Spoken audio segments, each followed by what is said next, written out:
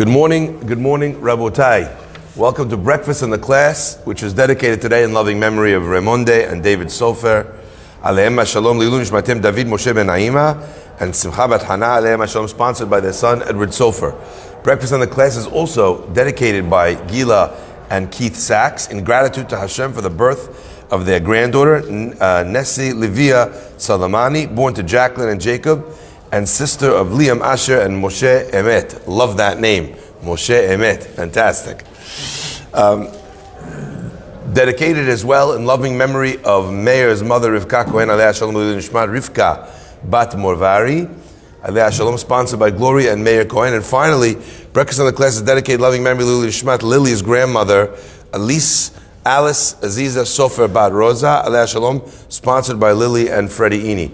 As well, in the memory and for the zechut of Bracha Polet Bat Rachel Our parasha teaches us all about the Mishkan.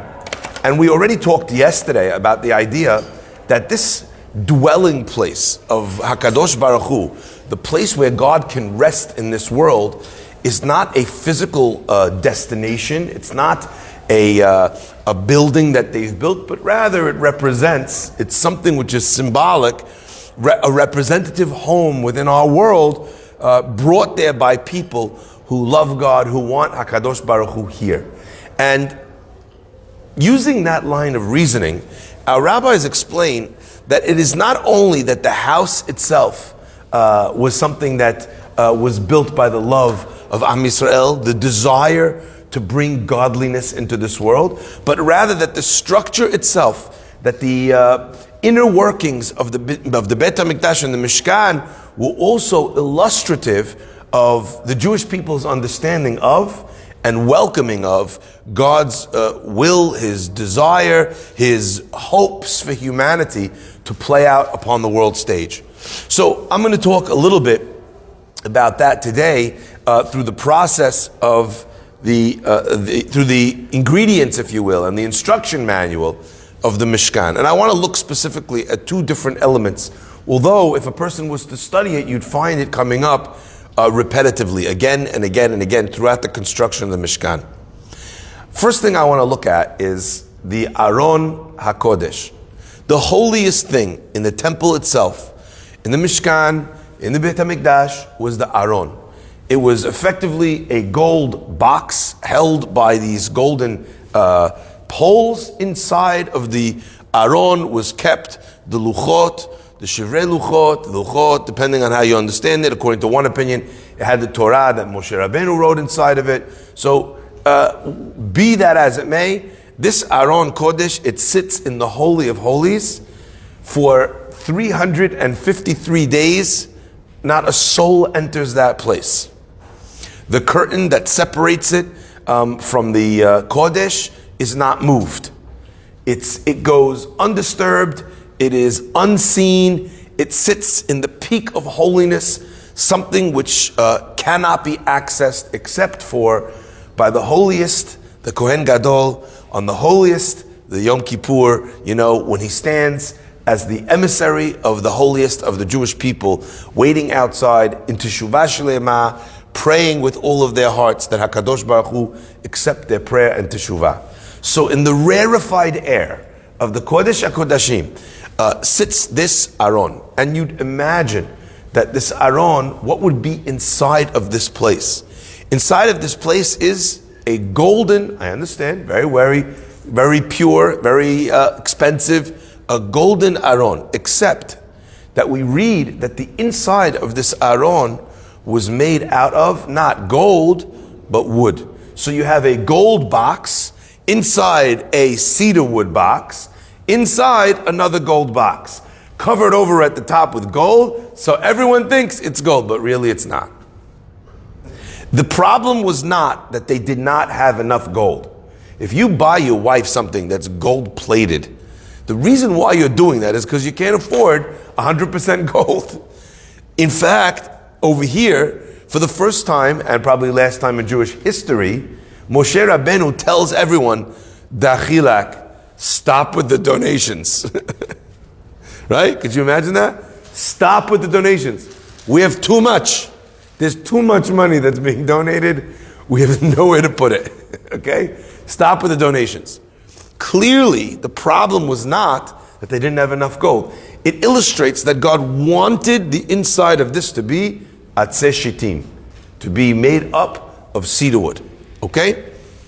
Then we move on, and if you think that that's true about all of the kelim, you're forgetting about the fact that the menorah is made out of solid gold. That means that God is aware of the concept of just having something made out of solid gold. But he chooses not to have the inside made of that, only an outer box and an inner box made out of gold.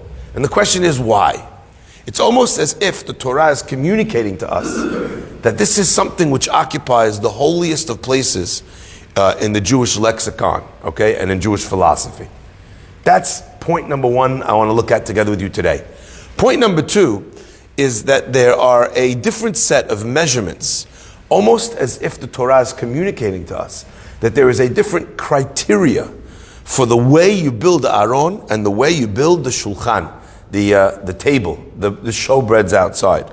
And the Chachamim explain, if one was to take a look, and you look at the shulchan, it's different than the Aron. By the Aron it says, amatayim v'chetzi orko, 2.5 amot long, ve'ama v'chetzi rochbo, 1.5 wide, ve'ama v'chetzi komado, 1.5 high. V'ilu ha-shulchan, but the shulchan, the table, is amatayim, which represents wealth, amatayim orko, 2 amot long, ve'ama rochbo, and 1 ama wide. The first thing that you notice is that the thing which is spiritual has an extra half ama on the shulchan. I think what it's communicating to us just with that idea is, right? And again, it's interesting. There's 2 points to notice. Number one, that they're not the same size, right? That the thing which represents spirituality is a larger measurement than the thing which measures, which references or counts or speaks of physicality. And the second thing that you notice is that one occupies or uses, it uses half measurements and the other one does not. And the question is, what is the message? And there's so many messages in this. Just kind of turn it around in your brain, maybe after the class, and try and think about what this idea communicates. That there are half measures in spirituality and there aren't half measures in physicality. I want to explain one angle on this idea, which I think will help us with our first question and also help us understand what it means to create a spiritual space in a physical world. You know, the pasuk says in Kohelet, "V'ra'iti ani et kol amal." Rav Galinsky teaches on this pasuk, and I looked at kol amal, at all of the hard work. Ve'et kol kishrona ma'aseh, and all of the usage of cunning, of brains, of creativity in doing. Ki kinat ish mire'ehu, that it stems from jealousy, one man to their friend. And the Ibn Ezra, he quotes, says, Rov amal b'nei adam, or most of the work that a person does, where does it come from? Ba'avur b'nei adam sheyikanu zeh bazeh. Because a person is jealous of what the other person has. V'yirtzeh litpa'er al chavero, he wants to be better than his friend. V'shelo yehu chaser mimenu, that he shouldn't have less than the other guy. B'dirato, in his house. B'malbushav, in his clothes. Banav, his children. Ma'achalo, his food. Chochmato, his wisdom. V'tuv Hashem, and his good name. Okay? Now we learned a little bit about this yesterday. But I want to explore this concept because I got a lot of feedback from it on the messages. People really enjoyed this idea and they asked to go deeper into it. So I want to explore this idea with you just a little bit today. What the Ibn Ezra is saying is that most of what drives humanity is this betterment of their situation. And if you go to Africa where everyone has a mud hut, the guy who really works hard has a bigger mud hut, right? If everyone is wearing, they don't have clothes, they're wearing towels tied around their waist. You know who the big dog is? The guy who gets the 4 towel set from Kmart. He's the guy who's the big dog, because look, shoof, he has the bath towel and the hand towel. You understand? So this guy, what does it take for him to be lording it over everybody else? $189, and if he has a coupon, $159, right? Now they would look at our world, at our universe, and they would just be gobsmacked by the way we are, by the way we think, by the way we spend. Okay? They would just to them, our world, it just doesn't make sense. And I'm fond of always sharing this concept, I think, through a frozen moment in history. Some of you are too young to remember this concept called a Kodak moment. You guys remember that? A Kodak moment. What's a Kodak moment? Kodak was a company that made something called film. Film is not the stuff that you have on the top of your coffee when you get a mocha chocolate from Starbucks and you let it sit in the cold for an hour. That's not what film is. Film is something they used to put inside cameras. And if you caught the picture in the right moment, you had a good picture. You didn't take 75 photographs because you had to produce the film. You had to pay to produce, and you couldn't pay to produce some of the pictures. You had to pay for the whole roll. You could have half a roll that has your thumb in front of the lens because you weren't paying attention, right? So a Kodak moment is when you manage to capture exactly the right thing in the right way, and there was a thrill in capture because you didn't always get it, okay? Today you just video it, and then you grab a screen grab photo from the 4K video, so you have untold numbers of frozen moments to be able to choose from. So the word Kodak moment perhaps today does not carry as much weight as it once did, okay? However, there was once something called the Kodak moment, and I want to share with you the Kodak moment that I think describes the space between these two worlds. Because that idea of catching one split second that encapsulates an idea is one of the strongest ways of being able to learn something. Okay, now I want to drive home this idea. You know, there's a Kodak moment that teaches you, if you're a child, that your parents love you. If you ask your kids, how do you know daddy loves you? Or when you die and they speak at your funeral, what will they do?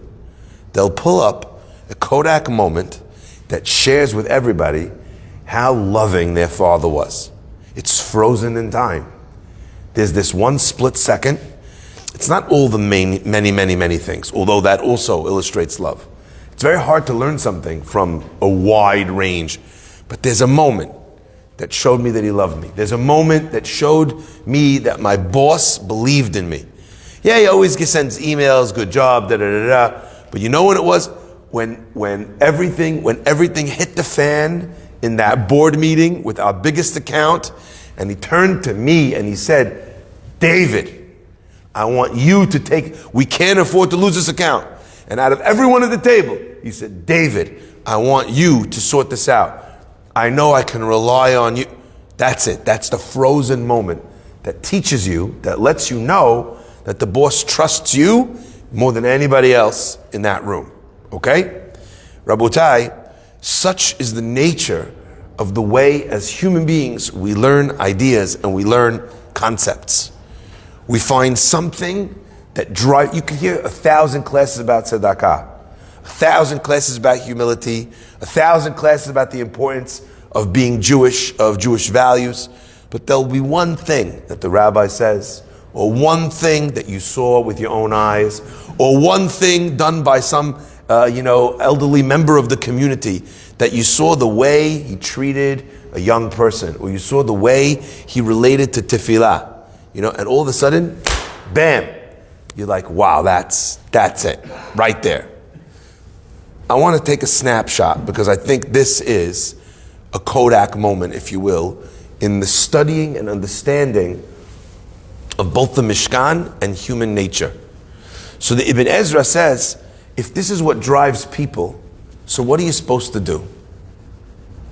What are you supposed to do? You're jealous. What do you want from me? I am.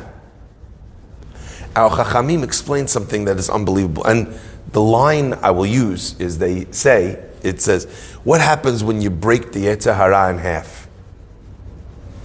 You have two Yetzer Haras.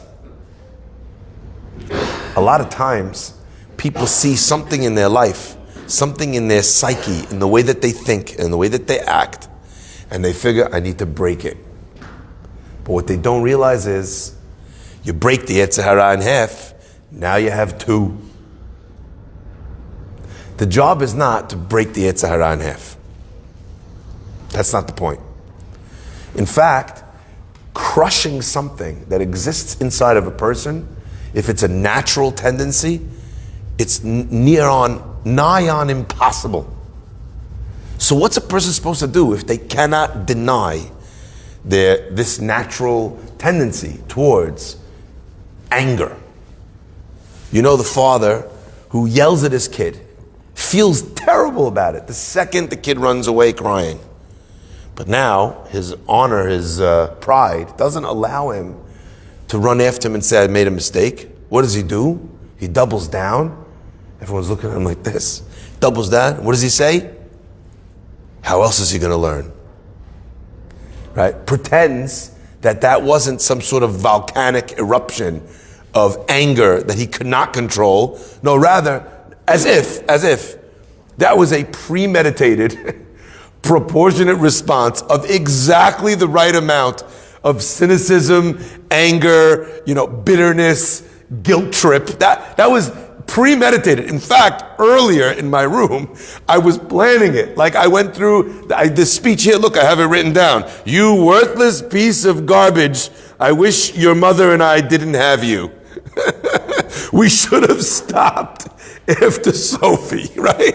Could you imagine? You practice that? That's what happens when you lose your temper.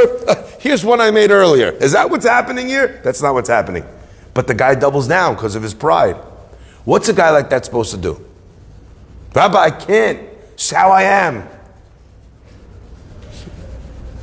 The answer is, and this is very, very special. Our Torah tells us that in Avot, we learn, Ayin Tova, a good eye, is the midah of Avraham Avinu. What is Ayin Ra'ah? A bad eye, who that midotav comes from the traits of Bil'am Arasha. Talmidav, the students of Avraham, they get Gan Eden. The students of Bil'am, they get Gehenna. So this is I always thought this was very interesting. What are we saying? What are we seeing over here? Pardon the pun. What are we seeing over here? Right? We look at Ayin Ra'ah and Ayin Tova. Like that's how it works. There's like Avraham Avinu, who had the Ayin Tovaist Ayin Tov ever, right? He wanted to give everything to everyone always. And then you have Ayin Ra'ah on the other hand, which is Bil'am, who literally for money will curse an entire nation to death. He'll sell a whole people for some cash. So those are the two opposites, those are the two poles. That's how it works, and I think that there's something very interesting. Actually, yes. Both Avraham and Bil'am carried something very similar. And therefore, the Mishnah is comparing them. Again, I want to explain this. Let's say, who's the nicest person you ever met in your whole life? Anyone? Want to throw a name out at me?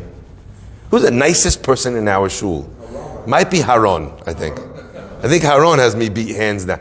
Aron might be the nicest person in our shul. Very sweet, very calm, doesn't lose his temper, treats everyone with dignity and respect. Aron is someone we should all look up to. This is a nice message to send to his family. Aron Shochet. Woo, woo, give me an H, give me an A. We're all very big fans. Very special man. Underappreciated, under-recognized, because he's so quiet. He's so humble. Very special man. We're lucky to have him in our synagogue.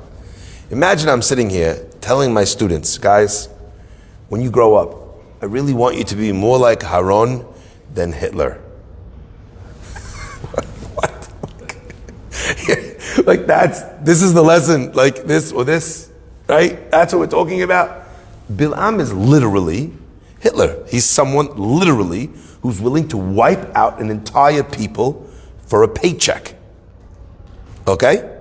This is not some hyperbole. This is not, where you compare everyone to Hitler.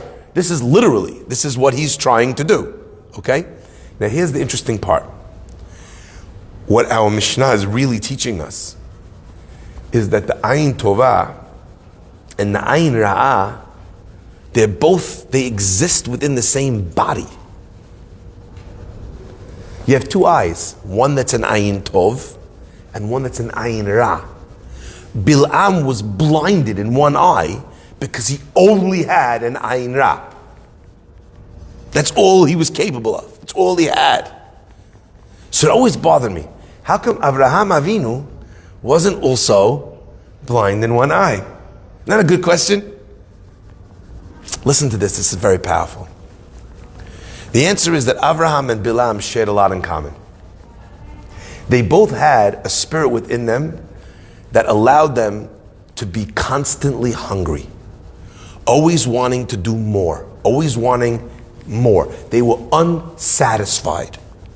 Avraham took the trait of being unsatisfied, and which lane did he set it in? He set it in the lane of chesed, of spirituality. So what happened? Avraham's car ran down that road. It's interesting. Both of them have a pasuk that says identical things about them. Vayashkem Avraham baboker. Vayashkem Bil'am baboker. What gets Bil'am out of bed in the morning? What gets Avraham out of bed in the morning? They both have this trait, but when Avraham channels it to one place, it takes him to the highest heights. Bil'am, what does he do? It takes him to the deepest depths. Rabotai, our job is not to extinguish part of ourselves. Our job is to direct part of ourselves. This angry fellow who's losing his temper with everybody, that passion is there for a reason. Cutting it out of you is not doing yourself or the world a favor. It's actually robbing your family and your friends and your community of what could have been its most passionate advocate. Let him go to the United Nations, like Hillel Neuer, and get angry every time they have another, anti-Semitic bash session against Israel. That's where you take that anger and you plant it, and it grows something which is positive. Getting angry at your child, at your friends, at the people who are closest to you, that's devastating. So Bil'am's Ayin Ra is capable of destroying everything because he doesn't saddle it. What does it do? It takes his other eye, which is getting in its way of being an Ayin Ra, and it destroys his other eye. He takes the feelings of compassion that he might have inside of himself and he breaks them in half, and he calls himself, stop being such a wuss, and he literally breaks that compassion, kindness, so he's blind in one eye. Avraham Avinu takes this passion and he uses it properly. So Avraham's Ayin Ra also gets switched into a second outlet for Ayin Tovah. Fascinating concept. He decides if there's some part of him that is unsatisfied, where's he going to put it? He puts it in the right lane. So even his dissatisfaction with people. So a Rasha hates somebody. So what does he do with that hate? He destroys the person. Avraham hates idol worship. So what does he do? He destroys the idol worship from within the person, feeds them food, and by the end of the meal, the idol worshiper who came into his house is making Birkat HaMazon. Amazing. He doesn't temper the Ayin Ra. He doesn't cut it out. He channels it correctly. Rabotai, our Mishkan is designed to teach us that same lesson. There's a Shulchan which represents the world of physicality. And that world of physicality is meant to be given in whole measurements. But the world of spirituality it has a half in each side. 2.5, 1.5, 1.5. That the satiation, the hunger should be found. Where does a person feel like there's never enough? In the Aron, in their tzedakah, in their kindness, in their Torah, in their tefillot. It's never enough. It's always a half measurement. There's always more that I could do to complete my journey. Whereas when it comes to the Shulchan, which is something which is physical, I have one, I have two, must speak. I don't need to kind of push and push and push that agenda. Rabotai, our Aron, this thing in the Kodesh HaKodashim, which has half measurements, which encourages us always to move, to go higher. What is on top of it is 2 keruvim, and their wings are spread out. Why are their wings spread out? They're sochechot bechanfehem. They are covering with their wings the top of the Aron. Do you know what that means, that concept? When are the wings of an angel or a bird, when are they outstretched and outspread? When they're flying. When they're soaring. Their wings are spread high to illustrate to a person that in the process of flying, of growth, a person should always feel like there's more to do. And here's Rabotai, is where the wings illustrate that message to us. You take a bird and you stick it in the air. Do you know what the bird needs to do in order to not die? Keep flapping his wings. If a bird decides from in the heavens, that's it, Hajj, I'm tired, I did enough. He folds his wings back down. Kamikaze. Right? At the very least, if the bird doesn't want to flap, do another mitzvah. He doesn't want to flap, learn another page of Talmud. He doesn't want to flap, give another $10. What does he do? He at least keeps his wings out. And that allows him to glide back down to earth as opposed to falling like a stone. Rabotai, sometimes a person, in the process of Judaism, of spirituality, they know they need to do more, but they just feel like they don't have any more in them. So what do? At the very least, stick your hands out. There was a guy who came to the shiur of the Gemara class, and every time he would come to the Gemara class, he would sit there like this.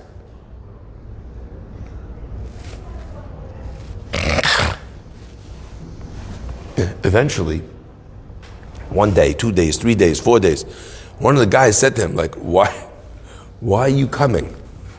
Why are you coming to the class?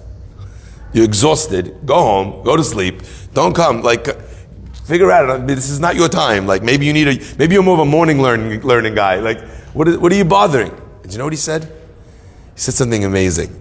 He said, I learned when I was in yeshiva many years ago, Shivti bebet Hashem, kol yemechai, my whole life. Sometimes a person, they come to the shul and they're very tired.